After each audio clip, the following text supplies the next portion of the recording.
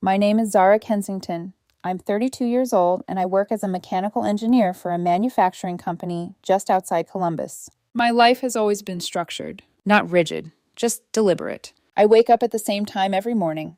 I leave the house around 8. I stop at the same coffee shop where they already know my order. I'm usually home before 6 unless something goes wrong with a project timeline. Evenings are predictable, either the gym or my garage, where I spend hours restoring older cars piece by piece. I bought my condo 3 years ago. It's quiet, orderly, mine. I've always believed that if you build your life carefully enough, things don't fall apart without warning. That belief lasted until Marcus. Marcus Hale is 31, charming in a way that feels effortless. The kind of man who doesn't walk into a room, he settles into it like he's always belonged there. We had been together for 4 years. For the last 2, he lived with me. And for a long time, it felt like a partnership. At least, it felt that way to me. Looking back now, I can see the first crack clearly. If one person feels all in and the other person feels comfortable, those are not the same thing. A month ago, I spent a ridiculous amount of money on a high-end multi-zone sound system for the condo, around $6,000. The kind that requires wires running through the walls, planning, installation, the kind of thing you don't buy unless you believe you're building something permanent. I was excited. I kept calling it our system, talking about our home, about how it was another step toward our future. Marcus would nod sometimes, smile, but now that I replay those moments, he never actually said the words back. One night, I was sitting at the kitchen counter, going over my budget. Groceries had been creeping up lately. The numbers didn't lie. "Hey," I said, keeping my tone light. "This month's food bill is kind of crazy. Do you mind chipping in an extra couple hundred? Or we can scale things back a bit." Marcus didn't look up from his phone. "Why are you always nickel and diming me, Zara? It's just food." Something in my chest tightened. "It's not nickel and diming," I said, still calm. "It's budgeting. We're a team, right? We should be planning this stuff together. You know, for the future." That's when he finally looked up, and something in his expression shifted. Cold, flat, almost annoyed. "Zara, stop!" I blinked. "Stop what?" "Stop budgeting. Stop acting like we're married." The words landed harder than they should have. "We're just dating," he continued, his voice sharper now. "You're not my husband. This isn't our house. It's your condo. Stop trying to lock me down with all this our future stuff. It's suffocating." For a second, I just stared at him. Because this wasn't casual, not really. He lived here. He had a key. He used my car sometimes. He had access to my Wi-Fi, my streaming accounts, my food delivery apps. We had a 10-day anniversary trip booked next month, non-refundable on my credit card. And he was sitting across from me, telling me we were just dating. This is one of those moments where the words matter more than the tone. When someone tells you how they see you, you believe them. Something inside me went very, very quiet. The hurt was there, sharp, immediate. But underneath it, something else. Clarity, like a switch flipping. I took a slow breath. Then I smiled, small, controlled. "You're absolutely right, Marcus." He blinked. "What?" "You're right," I said, nodding. "I've been overstepping, making assumptions about us that clearly aren't accurate. That's my mistake. Thank you for clarifying." Now he looked confused. "Okay, good," he said slowly. "So can we drop the budget thing?" "Consider it dropped." I stood up, walked into the bedroom, and picked up my pillow and comforter. Behind me, I heard him sit up. "What are you doing?" "I'm going to sleep in the guest room," I said. "Why?" I turned slightly, just enough for him to hear the calm in my voice. "We're just dating, right? Feels a little married to share a bed every night." Silence. "I don't want to suffocate you." Then I walked out, closed the door, and for the first time in a long time, I stopped trying to hold something together that clearly wasn't real. That night, I barely slept, not because I doubted myself, but because my mind wouldn't stop replaying his words. "Stop acting like we're married." I realized something uncomfortable. I had been living like a wife, with someone who didn't want a wife. I had built a version of us that only existed in my head. And the worst part? He had been perfectly comfortable letting me believe it. The next morning, Marcus was in the kitchen, making coffee like nothing had happened. "Morning," he said. Light, casual. "Morning." I walked to the small bowl by the door and picked up my keys. Then, without hesitation, I slipped his key off my keyring and held it out to him. "I'll need this back." His smile faded instantly. "What?" That's my key," he said. "It's the key to my condo," I replied evenly. "And since we're just dating, I'm not comfortable with you having 24/7 access to my home anymore. It's a boundary thing. You understand." His eyes widened. "Zara, that's insane. I live here." I nodded once. That's the other thing. I reached into my bag, pulled out a folded piece of paper. I had printed it at 3 o'clock in the morning. Since we're just dating, I said, placing it on the counter between us. Our living arrangement is a bit married. He stared at it. A formal 30-day notice to vacate. His voice dropped. You're kicking me out. I'm ending your tenancy, I corrected quietly. Per the law. Then I met his eyes. We can still date, though. Marcus stared at me like he'd misheard me. For a moment, he didn't move at all. His hand was still wrapped around his coffee mug, but his grip changed. I could see it in his knuckles. White. Tight. You cannot be serious. I am, I said. His eyes dropped to the paper again, then back to me. Over one argument? I almost laughed at that. Not because it was funny, because of how predictable it was. One argument. As if that was what this had been. As if the problem was a sentence and not the meaning underneath it. This isn't over one argument, I said. This is over clarity. You gave me some last night. I'm adjusting accordingly. He set the mug down so hard coffee sloshed over the rim. This is insane, Zara. No, I said softly. Pretending we're building a life together while you remind me I'm just your girlfriend when responsibility comes up, that was insane. His jaw flexed. I didn't mean it like that. I looked at him for a long second. You said it exactly like that.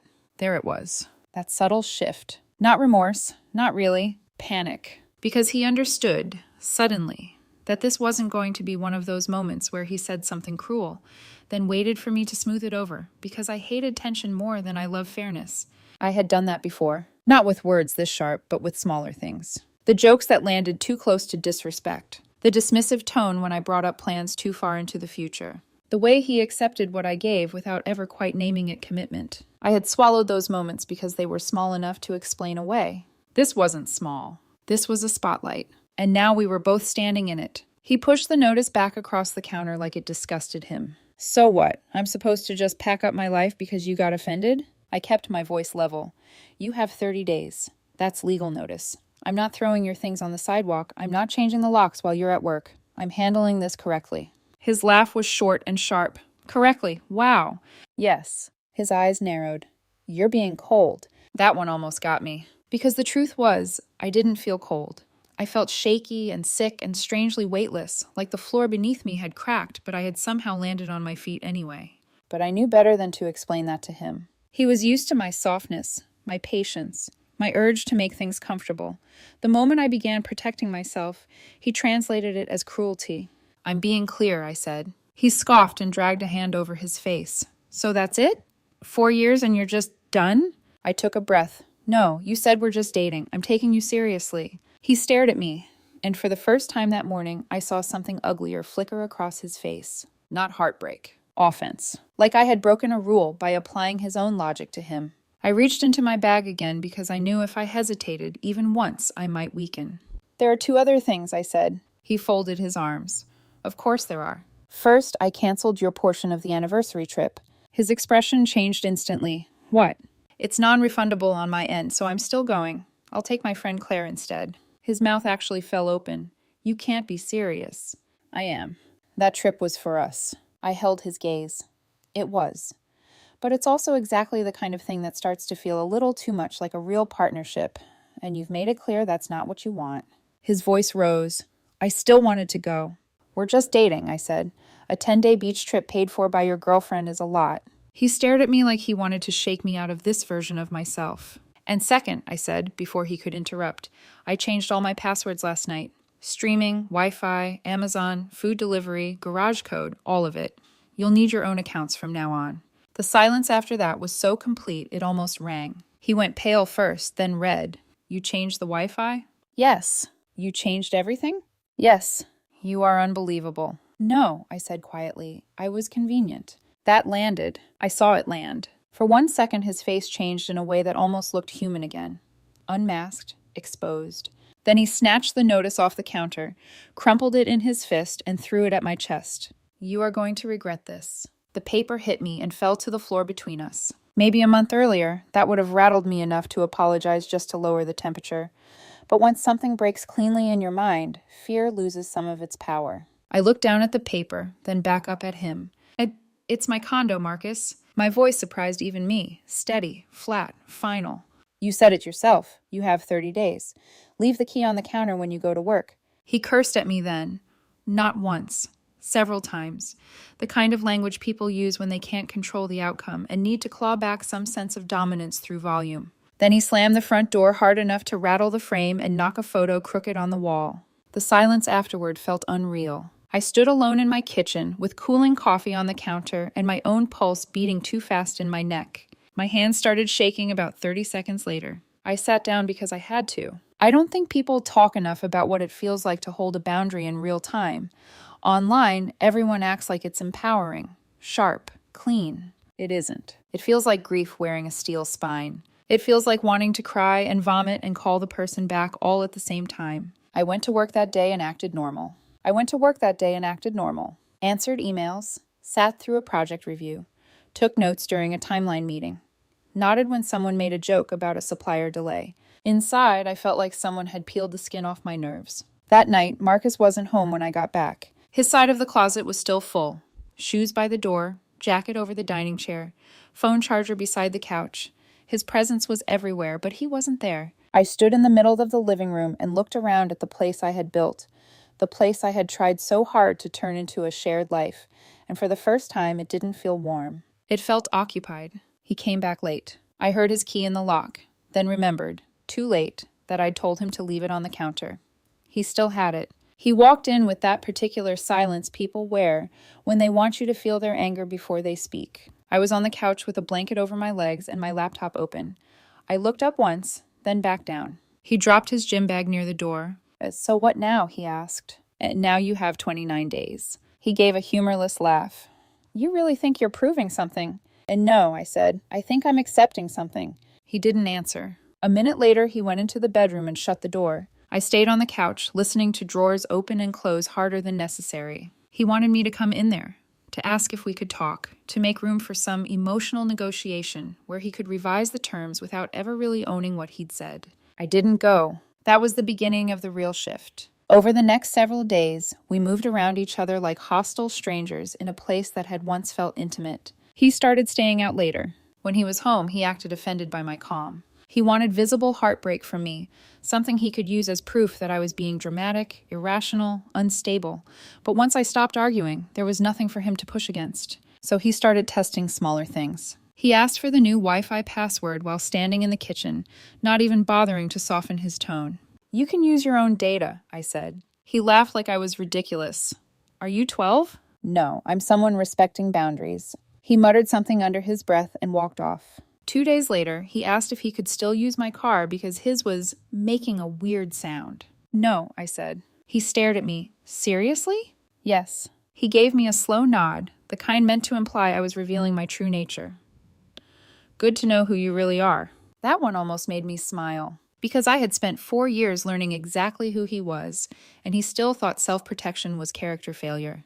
About a week in, he stopped sleeping there consistently. One Friday night, I got home and noticed he'd taken an overnight bag, a few essentials, not enough to move out, just enough to stay elsewhere. The next morning, his older sister called me. Kara. Kara had the kind of energy that turned every disagreement into ideology.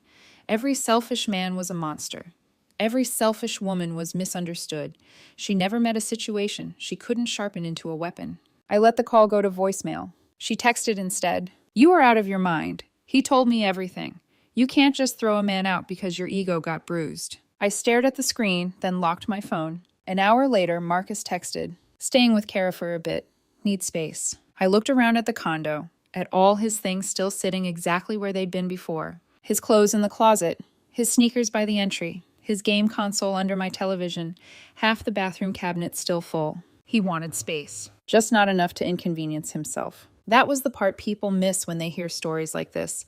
They imagine the conflict lives in the big moment, the shouting, the ultimatum, the notice. But sometimes the truth of a person lives in what they do next. Marcus didn't pack. He didn't start looking for apartments. He didn't text to arrange a move-out schedule. He just drifted to his sister's place with an overnight bag and left his entire life inside my condo, like he assumed time itself would get embarrassed for me and reverse the whole thing. I texted him that Sunday afternoon. "You need to schedule a day to start packing.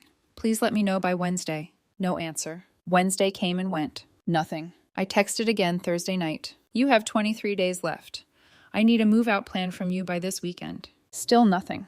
That silence told me more than any argument could have. He thought this was a tantrum. He thought I would cool off, miss him, fold, invite him back into bed and routine and convenience while pretending his words hadn't split something open. He thought he could wait me out. The truth is, part of me understood why. Because before this, I probably would have. I had always been the one more afraid of endings. He had counted on that. What he didn't understand was that once someone makes you feel foolish for loving them seriously, something changes. You don't chase reassurance from the person who made commitment sound embarrassing. You start protecting the part of yourself that believed them for too long. 2 weeks after the notice, my phone rang at 9:14 on a Tuesday night. Marcus. I watched his name light up the screen and let it ring out.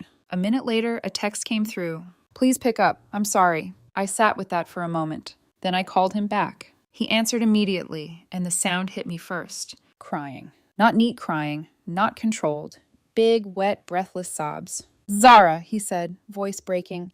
This is so stupid. I miss you. I'm sorry. I didn't mean it like that. I was stressed. Please just let me come home. Home. That word hit like a hand to the chest. I closed my eyes. Then I took a slow breath and kept my voice very even. Home? He sniffed hard. You know what I mean. No, I said quietly. Actually, I don't think I do. He went silent. I looked out at my dark living room, at the lamp in the corner, the bookshelf, the low, soft glow of the sound system beneath the television.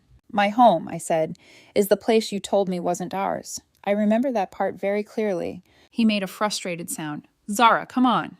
But, I continued, calm as glass, I'm glad you called. His breathing slowed a little, hopeful now. And that was the moment I knew. He still thought this was negotiable. We're still just dating, right? I asked. A pause. Then cautiously, yes? Okay, I said. Then do you want to go out for coffee on Friday? My treat. I can pick you up from Kara's around 7. The silence on the line changed shape. The crying stopped so abruptly it was eerie. Coffee? He said at last, his voice low and sharp. Yeah, like a date. He let out a disbelieving laugh. Are you joking? No. I don't want to go on a date with you, he snapped. I live with you. I leaned back against the couch. Not for much longer. Zara, I'm following the tenancy law. You have 16 days left to remove your belongings. I'm respecting exactly what you told me. His voice rose immediately. You know what I meant. There it was again. That sentence, that desperate little eraser people reach for when they realize the truth they blurted out has consequences. You know what I meant. As if intention cancels impact, as if wording doesn't matter once they want the benefit back. I kept my tone steady. No, I know what you said. Why are you being like this? Because you were honest for 5 seconds and expected me to pretend I hadn't heard you. Because you only miss home now that it isn't subsidizing you. Because love without accountability is just entitlement in softer clothes. I didn't say any of that. Instead, I said, I'm treating you like someone I'm casually dating. Husband privileges have been revoked, which means live-in boyfriend privileges are revoked too. It goes both ways. He started yelling then, loud enough that I had to pull the phone slightly from my ear. I waited until he ran out of breath. Think about the coffee, I said. Otherwise, I'll see you on move-out day. Text me a time. Then I hung up. An hour later, he texted. Fine, if I'm moving, I'm taking the sound system. I helped pick it out. I stared at the message for a full 5 seconds. Then I laughed. Not because it was funny. Because some people are so transparent in conflict, it almost becomes surreal. I had paid for that sound system. $6,000. My credit card. My name on the receipt. His contribution had been standing in the showroom saying the black speakers looked cleaner than the silver ones. I texted back, no, the sound system is mine. You can take your clothes, toiletries, your lamp from your old apartment, your gym bench, and your personal items. I'll even let you take the blender. Schedule a time. That answer detonated everything. 5 minutes later, Kara called me. I answered on the 4th ring. What is your problem? She demanded, not even pretending civility. Hi, Kara. Don't hi, Kara, me. You're controlling, petty, and emotionally abusive. You're throwing him out over one comment. My patience, which had been carefully stitched together for 2 weeks, pulled tight. No, I said. I'm listening to him. There's a difference. He said something in frustration. Adults talk things out. Adults also don't tell the person subsidizing their life that they're just someone they're dating and then expect free housing to continue. She sucked in a breath like I'd slapped her. You think because you own a condo, you can act superior? I think, I said, voice cool now, that this is between me and the man whose tenancy is ending. And it's already strange that you're this involved. You're unbelievable. So I've heard. You're going to regret humiliating him. That line sat with me after I hung up, not because I believed it, because it sounded like a promise. After that came the flood. Missed calls, angry texts, long accusations about rights and fairness and money he supposedly deserved. He said he was owed compensation, that I was stealing time from him, that the sound system was partly his by intention, that I was going to be sorry if I kept pushing him. I read everything, screenshot everything, saved everything. And underneath the adrenaline, underneath the nausea, one thought repeated itself over and over. He still doesn't think I mean it. Move-out day came on a Saturday, 10 a.m. I didn't leave it to chance. By then, I had learned something I wish I didn't have to know. People don't escalate all at once. They test boundaries and layers. And when they realize those boundaries are real, that's when things get unpredictable. So I prepared. I asked my friend Claire to come over early that morning. Claire is the kind of person who doesn't raise her voice but doesn't back down either. Calm, observant, solid. I also hired an off-duty security guard to stand near the front door for a few hours. Not aggressive, just present. A witness, a deterrent. Claire thought I was being a little extreme. She stopped thinking that at 10:01 when the doorbell rang. I opened it. Marcus stood there. Behind him was Kara. And next to Kara, a man built like a wall. Broad shoulders, heavy arms, the kind of posture that suggested he expected people to move when he entered a room. I didn't recognize him. I'm guessing this is your moral support, I said evenly. Kara smirked. This is Derek. Derek cracked his neck like he was preparing for something physical. I stepped aside. You're here to collect Marcus's belongings, nothing else. They walked in. Marcus stopped when he saw the security guard by the entryway. What is this? He asked. Someone to make sure everything goes smoothly, I said. Kara let out a sharp laugh. You hired muscle? Seriously? I hired accountability. Claire stayed seated on the couch, a clipboard in her hand. Inventory list, she said calmly. We'll check items as they leave. Marcus looked between the three of us, his jaw tightening. You're really doing this? Yes. Something shifted in his expression then. Not confusion anymore. Resentment. He walked past me into the living room like he owned the place anyway. For a moment, everything was quiet. Controlled. Then he moved straight to the entertainment wall. Placed both hands on one of the main speakers. I'm taking this, he said. No, you're not. He didn't even look at me. I helped pick it out. It's ours. Derek stepped forward slightly, rolling his shoulders. Just let him take it. Don't make this ugly. My heart was beating so hard I could feel it in my throat, but my voice didn't shake. That sound system cost $6,000, I said. Here is the receipt. I held up my phone. My credit card. My name. Purchased 6 weeks ago. If it leaves this condo without my consent, it's theft. I looked directly at Derek. I don't want this to become a police situation, but I'm not bluffing. There was a pause. Derek looked at the guard, then at Claire, then back at Marcus. He's got a receipt, Derek muttered. I'm not getting arrested over speakers. Marcus's hands tightened on the edge of the unit. For a second, I thought he might actually try it anyway. Then he let go. That was the first crack. The first moment he realized this wasn't going to bend. Kara rolled her eyes dramatically. Fine, let's just get his stuff and go. What followed wasn't cooperative. It was loud, aggressive. Drawers yanked open, clothes shoved into boxes, shoes tossed carelessly, cabinet doors slammed like punctuation. Every movement was designed to provoke. Every glance was meant to challenge. I didn't react. Claire checked items off her list. The guard stayed by the door, and I stood slightly back, watching everything like it no longer belonged to me. That's the strange part about endings. At some point, the space stops feeling shared. It becomes something you're reclaiming in real time. We got through most of it without incident. Until the last box. Kara walked through the living room slowly, her eyes moving from me to Claire to the guard. Then she glanced down at the hardwood floor, and something about that look made my stomach tighten. She took one step, then another, and then she slipped. Or at least that's what it looked like for half a second. But it wasn't right. The movement was too exaggerated, too deliberate. Her arms flailed wide like she was performing for an invisible audience. Then she hit the floor hard, and immediately grabbed her ankle, screaming. My back, she cried. Oh my God, my back. Claire froze. The guard didn't move. I didn't move either. Help me, Kara wailed. He pushed me. Everything inside me went cold. Marcus rushed forward instantly. Oh my God, Kara, are you okay? She clutched his arm. She shoved me. Zara pushed me. The words hung in the air like something toxic. Claire's voice cut in, sharp and controlled. No one touched you. Yes, she did, Kara cried. I'm calling 911. And she did. right there on the floor. I stood there, completely still, my hands at my sides, because suddenly everything made sense. This wasn't an accident. This was a plan. Not to take the speakers, not to win the argument, to create a situation, to escalate it into something legal, something damaging, something that would flip the narrative. I felt something shift inside me again. Not panic, not fear, something colder. 10 minutes later, the police arrived. 2 officers. They walked in, took one look at Kara on the floor, at Marcus hovering over her, at the tension in the room, and their posture changed immediately. "Ma'am, what happened?" one of them asked her. "He pushed me," Kara said, pointing at me. "She got aggressive. She's been threatening us all morning." Marcus nodded. "She's unstable. She threw me out. She's been controlling." "Sir," the second officer said, turning to me, "we're going to need you to step outside while we speak with them." Victims. That's what they saw. My hands were shaking now. Not from fear, from adrenaline. "Officer," I said carefully, "before I step outside, I need you to see something."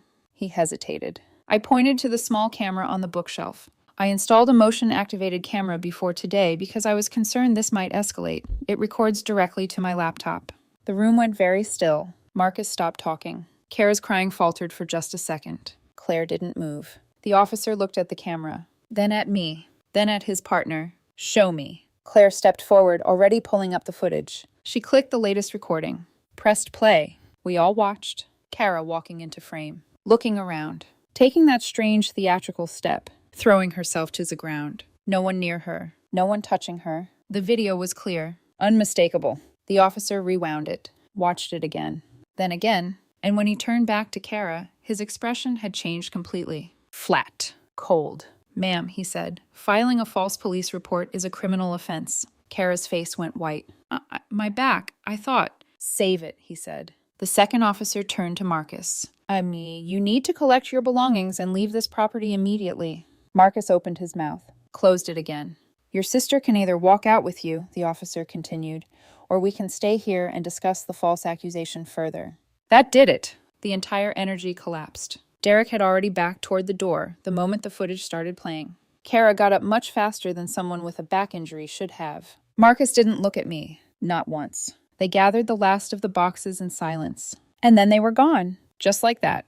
The door shut, the deadbolt clicked, and for a long moment, I just stood there, my entire body shaking. Claire walked over slowly. "Hey." I didn't respond, because the realization was still settling in. I hadn't just ended a relationship. I had stepped out of something that could have turned into a disaster, something that had already started turning. I looked at the camera, at the quiet room, at the space that was finally mine again. And the only thought in my head was, it almost worked. I locked the door and didn't move for a while. Claire stayed with me.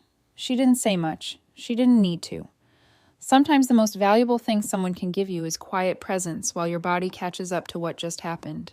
Because winning something like that doesn't feel like victory. It feels like survival. About an hour later, after my hands stopped trembling enough to function, I changed the locks. Again. Not because I thought Marcus still had a key, but because something inside me needed to reset the space completely. Every physical boundary I could reinforce, I did. Doors, codes, passwords. Control in the most literal sense. That night, I sat on my couch with the lights low and didn't turn on the TV. Didn't play music. Didn't distract myself. I just sat there and let the silence exist without tension for the first time in weeks. And in that silence, something uncomfortable surfaced. I hadn't just lost Marcus. I had lost the version of the future I thought I was building. 4 years. 4 years of small assumptions stacking into something that felt solid until it wasn't. 4 years of believing we were aligned. I wasn't proud of how ugly it got. I wasn't proud that it had to reach that point. But I also couldn't ignore what I had seen. Not just the argument. Not just the manipulation.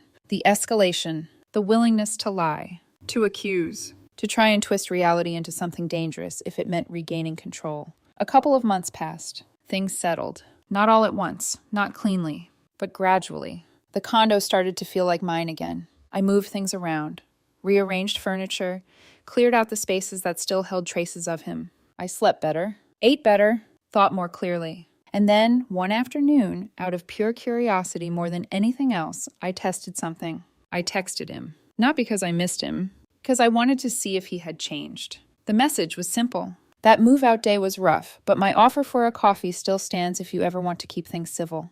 My treat. The reply came almost instantly, from a number I didn't recognize. You manipulative, cold-hearted sociopath. I stared at the screen. You humiliated me. You tried to get my sister arrested. You think you're better than everyone because you have money and control? I'm taking you to court for emotional damage, for everything. I hope you end up alone in that empty condo. I read it once, twice. Then I typed back. Okay, take care, Marcus. I'm blocking this number now. And I did. No anger. No argument. Just finality. Through a mutual friend, I heard pieces of what happened next. Marcus moved in with Kara. Small apartment, 1 bedroom. They fought constantly. He wasn't paying rent consistently. She was already struggling financially. The same patterns that had quietly existed in my home didn't stay quiet there. They got louder, messier, impossible to ignore. Apparently, Kara did eventually injure her ankle. Not from a fall. From kicking her own car tire in frustration after the police incident. I didn't feel satisfaction hearing that. Just a strange, distant confirmation. People don't change when they're caught.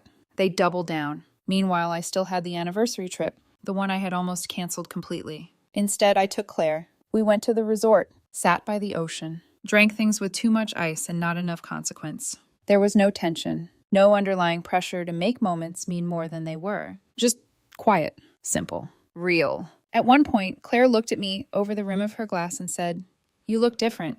"Better or worse?" I asked. "Lighter," she said. That was the word. Lighter. Not because everything was fixed, but because I wasn't carrying something that had never truly belonged to me in the first place. I posted one photo. Just one. The two of us, holding drinks, ocean behind us. The caption was simple. Sometimes a change of plans is the best plan. I didn't tag anyone. Didn't expect anything from it. But word travels. A few days later, another unknown number lit up my phone. I didn't answer. The text came through seconds later. "You think this is funny, after everything you did?" Blocked. Then another number. Blocked. At some point, you realize engagement is oxygen. And some people will burn anything just to keep the fire alive. I thought that was the end. I really did. Until the last thing happened.